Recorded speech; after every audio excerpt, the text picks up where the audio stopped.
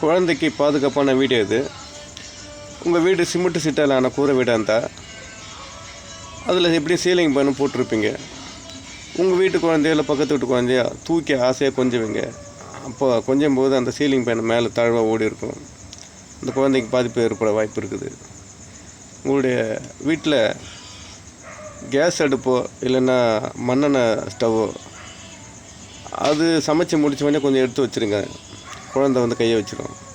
Mixie நீங்கள் அரைச்சி முடித்த உடனே எடுத்து வச்சுருங்க. இல்லைன்னா அப்படியே விட்டால் குழந்தை வந்து கையை வச்சு விபத்து ஏற்படும்.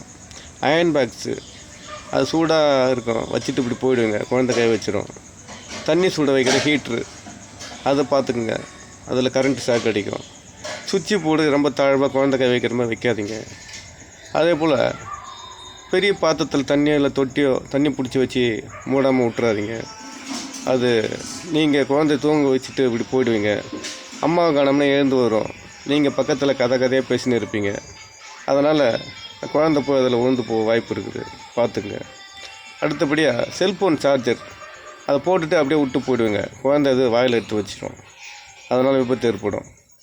அடுத்தது பார்த்திங்கன்னா, இந்த குழந்தை மகப்பேறு மருத்துவமனைக்கு ஏற்ற மாதிரி பெட்டுன்னு ஒன்று விற்கும்.